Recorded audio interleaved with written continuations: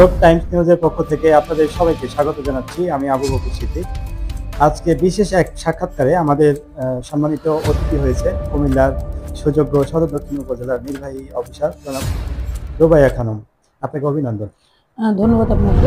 আপনারা নিশ্চয় জানেন, বিশেষ করে 5 আগস্টের দৃশ্য, জুলাই আগস্টের ঘটনায় দেশব্যাপী যে আন্দোলন গড়ে তোলা হয়েছিল, সে আন্দোলনটি নিশ্চয়ই কুমিল্লার ব্যতিক্রম হয়নি। কুমিল্লায়ও সে আন্দোলনটি গড়ে তোলা হয়েছিল। সেখানে দেখা গিয়েছিল যে আন্দোলনটি সব থেকে বেশি শক্তিশালী ছিল এবং আলোচনার কেন্দ্রবিন্দু ছিল, সেটি হচ্ছে সদর দক্ষিণ উপজেলা কেন্দ্রিক।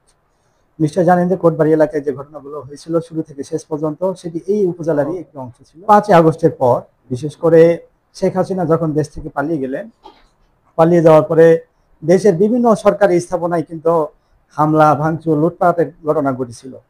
এই আন্দোলনে বিশেষ করে কুমিল্লা সদর দক্ষিণ এলাকায় বেশ কিছু হত্যাও হয়েছিল। কিন্তু উশৃঙ্খল জনতা, একদল উশৃঙ্খল জনতা, তারা বিভিন্ন সহিংসতার সাথে জড়িয়ে পড়ে, কিন্তু এই উপজেলায় কোনো ধরনের সহিংসতা বা লুটপাটের ঘটনা ঘটে। এটি একটি তার বিশেষ করে অবদান রয়েছে, যেটা হয়তো আমরা কিছুক্ষণ পরে হয়তো কথা বললে উনি তুলে ধরবেন। আর আরেকটি বিষয় যেটা না বললে নয়, যেটা সাম্প্রতিক সময়ে কুমিল্লার সবচাইতে বেশি আলোচিত একটি খবর ছিল সড়ক দুর্ঘটনা। আপনারা জেনে থাকবেন 22 আগস্ট বেলা 12:30টার সময় পদুয়া বাজার বিশ্ব রোড এলাকায় একটি ইউটার্ন এলাকায় বিশেষ করে উল্টো পথ থেকে একটি হানি পরিবহন একটি আসার কারণে মালামাল বোঝাইকৃত একটি কাভার্ড ভ্যানের চাপায় পড়ে একই ফ্যামিলির 4 জন ব্যক্তি নিহত হয়েছিলেন। তো সে ঘটনায় বেশ আলোড়ন তৈরি হয়েছিল দেশে। পরবর্তীতে সেখান থেকে এই প্রাণটি নিয়ে এসে সদর দক্ষিণের সামনে নিয়ে আসা হয়। পরে সেখানে একটা বিশাল এক পদযাত্রী পারাপার সময় দেখা যাচ্ছে যে একটা দুর্ঘটনার শিকার হয়ে হত্যা হয়েছিল বা একটা অ্যাক্সিডেন্ট হয়েছিল বলবো। তো সেইখানে স্থানীয় জনগণ বেশ কিছু উত্তপ্ত অবস্থায় তারা সড়ক অবরোধ করে এবং ঢাকা চট্টগ্রাম মহাসড়ক সেটি বন্ধ। সেখানেও সে এই 35তম বিশেষ ক্যাডারের এই নারী কর্মকর্তাই তিনি বিশেষ এক ভূমিকায় দায়িত্ব পালন করেছিলেন সাহসিকতার মধ্য দিয়ে। আজকে আমরা সেই সফলতার গল্পই শুনতে যাচ্ছি। ছোটবেলায় আসলে কি হতে চেয়েছিলেন? ছোটবেলায় সবার মতো ডাক্তারি হতে চেয়েছিলাম। কিন্তু এই পেশায় আসলেন কেন তাহলে? কিভাবে? আসলে ফ্যামিলির ইচ্ছাতে, আমার ফ্যামিলির আসলে সবাই ইচ্ছে ছিল যে আমি বড় হয়ে ম্যাজিস্ট্রেট হব। আসলে ফ্যামিলির ইচ্ছাতেই আসা। আর আমি যেহেতু আইনের ছাত্র, পড়াশোনা করেছি ঢাকা বিশ্ববিদ্যালয়ের আইন বিভাগে। তো নর্মালি আসলে আমাদের ডিপার্টমেন্টে বেশিরভাগই হচ্ছে যে জুডিশিয়ারির দিকেই ধাবিত হয়। আমিও মানে ওই ক্যাডারে সুযোগ হয়েছিল, মানে চান্স পেয়েছিলাম। কিন্তু ফ্যামিলির ইচ্ছাতে আসলে এই জবে আসা। তবে হ্যাঁ, আমি বর্তমানে এই জবটাকে খুবই এনজয় করি। কারণ প্রশাসন ক্যাডার হচ্ছে এমন একটি চাকরি যেটা হচ্ছে খুবই ডাইভার্সিফাইড, যেখানে হচ্ছে যে আমাদের প্রতিদিনই নানা ধরনের কাজ করতে হয়। এবং মজার বিষয় হচ্ছে যে প্রতিটা মুহূর্তে আমাদের জন্য একটা চ্যালেঞ্জিং, এবং কাজের ধরনগুলো খুব ভিন্ন ভিন্ন।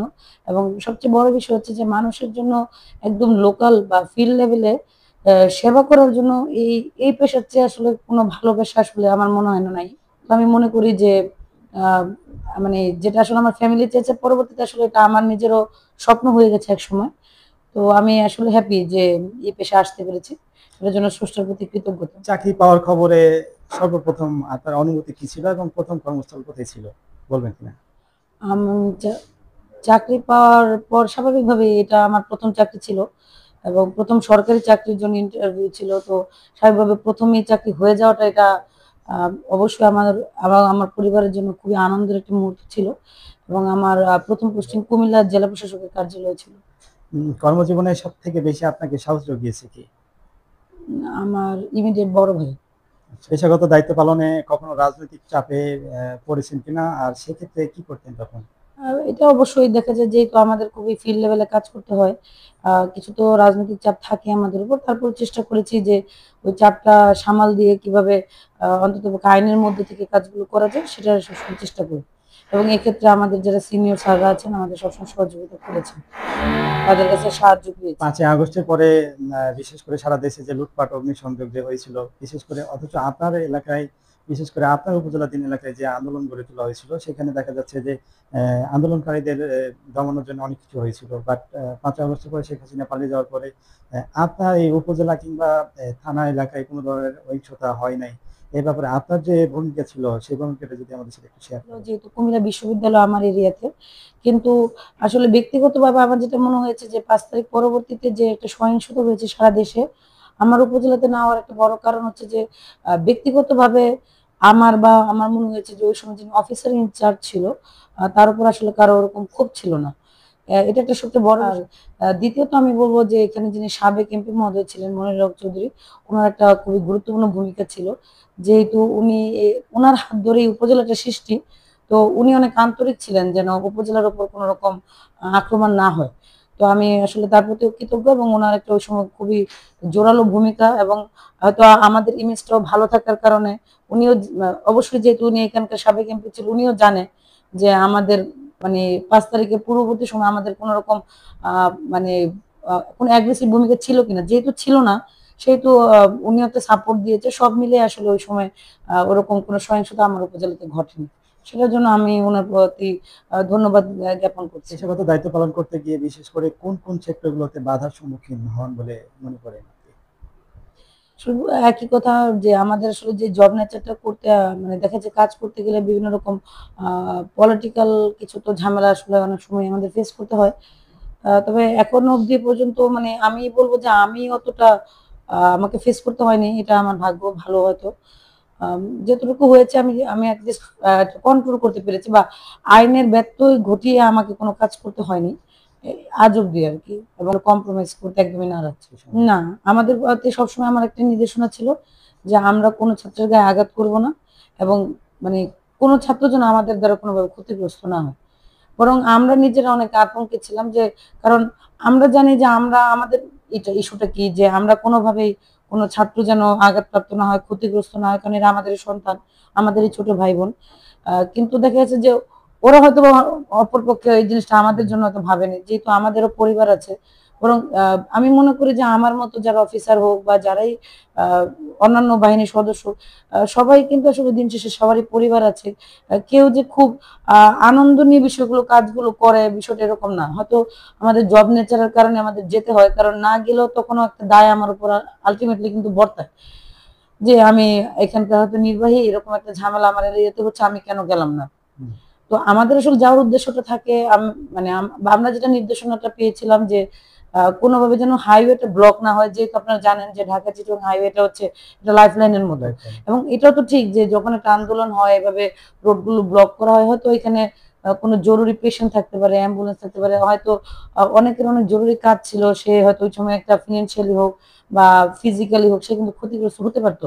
তো আমাদের আসলে এটা ছিল যে আমরা রোডটাকে সচল রাখবো, কিন্তু কারোর উপর মানে কোন রকম ভাবে মানে ক্ষতিগ্রস্ত করা কাউকে, এটা আসলে আমাদের কখনোই উদ্দেশ্য ছিল না। আমাদের সবসময় উদ্দেশ্য ছিল যে রোডটাকে সচল রাখা, এবং দ্বিতীয়ত হচ্ছে যে কেউ যেন অ্যাগ্রেসিভ হয়ে কোনো গাড়ি ভাঙচুর না করে বা আগুন না দেয়, কারণ এগুলো যখন হবে তখন আসলে এখানকার অফিসার হিসেবে কিন্তু লায়াবিলিটিটা তখন আমার উপরে বর্তাতো, যে আমরা কেন তখন এটা ব্যাপারে সচেতন ছিলাম না।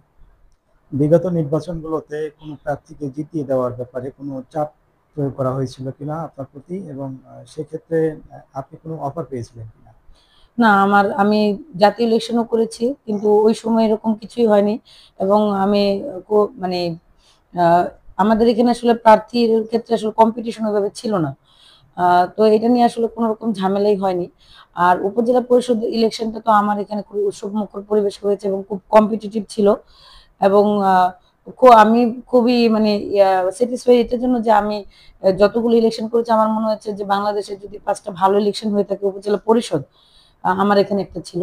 এবং আমি মানে যতটুকু পেরেছি আমার তরফ থেকে যে ফেয়ারলি করার জন্য, এবং এটা ফেয়ারলি হয়েছে। এবং আমরা কোনোভাবে মানে আমি সহ আমার যারা টিম ছিল, যত ম্যাজিস্ট্রেট ছিল, আমরা একদমই নিউট্রাল পজিশনে ছিলাম, যে আমাদের দ্বারা মানে আমরা সবার প্রতি ফেয়ারলি আচরণটা করেছি। এবং আপনারা জেনে থাকবেন যে আমার সময় কিন্তু যিনি ভাইস চেয়ারম্যান হয়েছিলেন পুরুষ, উনি কিন্তু বিএনপি ছিল। আচ্ছা, আরেকটি প্রশ্ন, সেটা হচ্ছে গত বৃহস্পতিবার বিশেষ করে হাজারো মানুষ যখন আপনার উপজেলার সামনে ঢাকা চট্টগ্রাম মহাসড়ক বন্ধ করে দিল, বন্ধ করে দিয়ে গিয়ে যখন ওই যে আন্দোলন গড়ে তুললো এরা, তখন আপনার বিশেষ করে সাহসী এক ভূমিকায় আমরা দেখেছিলাম। আমরা ছিলাম সেই সময়। তো সেই সময় আপনার যে সাহসী ভূমিকাটা দেখেছিলাম সেটা যদি একটু পুনরাবৃত্তি করেন আমাদের। পদরবাজার যে ঘটনাটা ঘটার পরে আবার আমাদের সদর দক্ষিণ উপজেলার সামনে যখন নিউটনটা আসলে খুলে দেওয়া হয়, আহ, এটা নিয়ে আসলে আমরা একটু আগে থেকে আশঙ্কা করছিলাম, যেহেতু এখানে স্পেসটা অনেক কম, যেটা দুর্ঘটনা ঘটতে পারে, বাট এত দ্রুতই এরকম একটা মর্মান্তিক দুর্ঘটনা ঘটবে এটা আমাদের জন্য খুবই কষ্টকর। আর একটা বিষয় হচ্ছে যে যে আমি যেহেতু এখানে প্রায় 2 বছরের উপরে উপজেলা নির্বাহী অফিসার হিসেবে দায়িত্ব পালন করছি, এখানে প্রত্যেকটা মানুষ কিন্তু মানে আমার আপন হয়ে গেছে এবং আমার ফ্যামিলির মতো। তো তাদের কষ্টও কিন্তু আমার কষ্ট লাগে। তো আমার মনে হয়েছে যে আমি যদি একটা জায়গায় যাই এবং আমি একটা কথা বলে, আমি সবসময় মনে করি যে তারা আমার কথাটা শুনবে এবং আমাকে ওই সম্মানটুকু করবে। এবং তারা যেহেতু, আমি যেহেতু তাদের পরিবারের অংশ, তো আমার মনে হয়েছে যে যদি লোকালি তাদের ভালো মন্দ কেউ সবচেয়ে বেশি দেখে এটা আমি হব। কারণ আমরা হচ্ছে যে প্রশাসনের একদম ফিল্ড লেভেলে এসে তাদের সাথে কাজ করি, এবং যেহেতু আমি দীর্ঘদিন ধরে এখানে কাজ করছি, সবার সাথেই আমার একটা সৌহার্দ্যপূর্ণ সম্পর্ক আছে।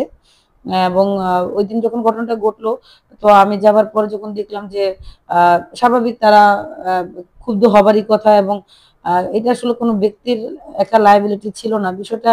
যেহেতু আগেও একটা দুর্ঘটনা পদর বাজারে ঘটেছিল, ওই সময় একটা আন্দোলন হয়েছিল, তো ওইটার পরিপ্রেক্ষিতে আসলে আবার এখানে এই ইউটার্নটা খুলে দেওয়া হয়েছিল। তো ঘটনাটা ঘটার পরে যখন আমি আমার ঊর্ধ্বতন কর্তৃপক্ষের সাথে কথা বলি, এবং ঊর্ধ্বতন কর্তৃপক্ষ বিষয়টা গুরুত্ব অনুধাবন করে তারা পরবর্তীতে আবার পদর বাজার বিশ্ব রোডের ইউটার্নটি খুলে দেয়। আমার একটা যুক্তি ছিল যে দুইটা ইউটার্নই আসলে রিস্কি, কিন্তু এখন যেহেতু আমাকে একটা মানে একটা সেফ জায়গা চুজ করতে হবে, সেক্ষেত্রে আমার মনে হচ্ছে যে সদর দক্ষিণ থেকে পদর বাজারটা একটু কম রিস্ক, কারণ অ্যাটলিস্ট ওইখানে একটু জায়গাটা প্রশস্ত আছে। দুইটাই রিস্কি, স্টিল না, আমি এটাই বলবো যে দুইটাই রিস্ক। এবং ডিসি স্যারের নেতৃত্বে কিন্তু আরটিআই এর যে টিমটা আছে সেটা কিন্তু কাজ করছে যে একটা দ্রুত সময়ে একটা ইউটার্নের ব্যবস্থা করার জন্য, যেটার আশেপাশে হয়তো কোনো রেস্টুরেন্ট বা কোনো মেডিকেল কলেজ এগুলো থাকবে না, এমন একটা স্পেসে করার জন্য। কিন্তু এটা একটু সময় তো লাগবে। এখন যে কোনো একটা কাজ তো বললেই সাথে সাথে হয়ে যায় না, এটার জন্য আপনাকে মিনিমাম 3 থেকে 4 মাস সময় তো দিতে হবে। তো এই টাইমটুকুর জন্য অন্ততপক্ষে স্যারের নির্দেশনা অনুযায়ী পরবর্তীতে আমরা সদর দক্ষিণের ইউটার্নটা বন্ধ করে পদরবাজার বিশ্ব ইউটার্নটা খুলে দিই। আসলে জনগণের এটাই দাবি ছিল, কারণ যখন আসলে এই ইউটার্নটা খোলা হয় তখন থেকে আসলে জনগণ একটু ক্ষুব্ধ ছিল এই এলাকার, যে এটা তো খুব স্পেসটা অনেক কম, এখানে এটা করা ঠিক হচ্ছে না।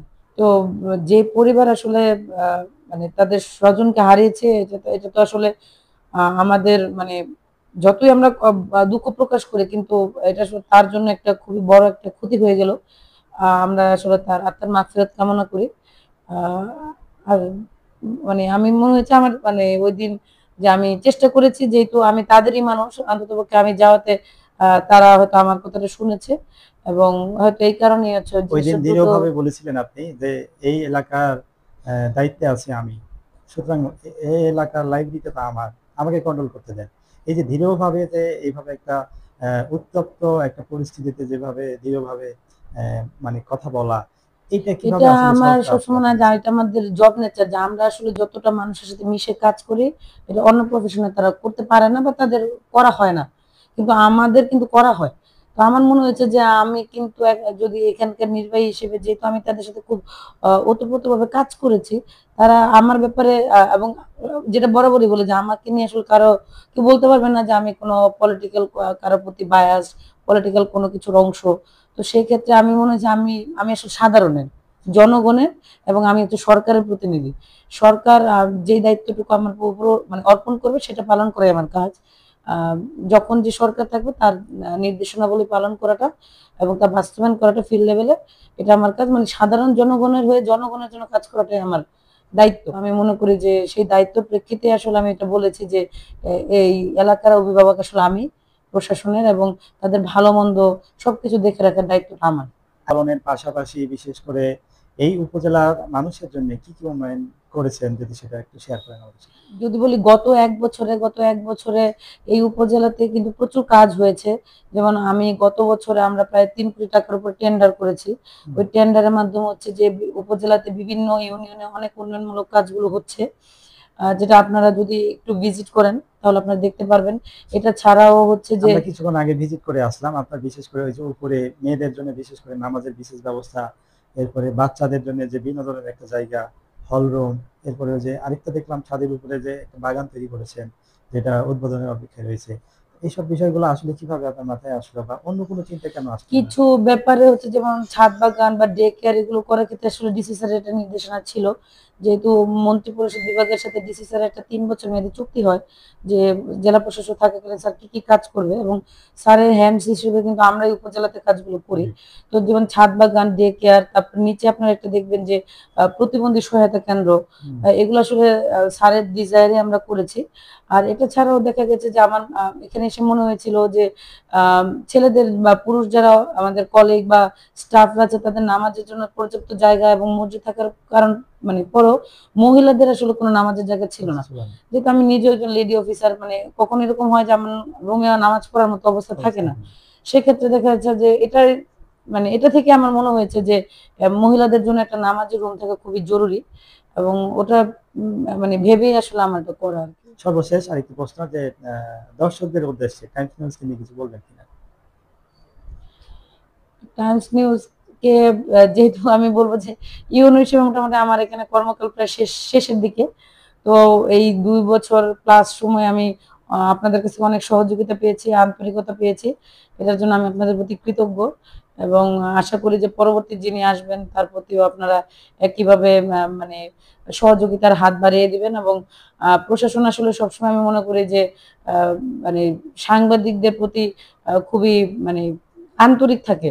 তো আপনাদের যখন ২ পক্ষই আন্তরিক থাকবেন, আমার মনে হয় যে আগামী দিনগুলোতে কাজ করা অনেক সহজ হবে। যেরকম আমার ক্ষেত্রে সহজ হয়েছে, আমি মনে করি যে পরবর্তীতেও আপনারা যিনি আসবেন তার সাথে সৌহার্দ্যপূর্ণ সম্পর্ক বজায় রাখবেন, এবং আপনাদের একটা ভালো মেলবন্ধনে একটা সুন্দর আ পরিবেশ দিবে। যে পরিবেশে আসলে সুন্দরভাবে কাজ করা যাবে। আপনারাও করতে পারবেন, আমরাও করতে পারব। তো আমি আপনাদের প্রতি অনেক কৃতজ্ঞ যে আপনারা সবসময় আমাদের পাশে ছিলেন এবং আমাদের সহযোগিতা করেছেন। ধন্যবাদ।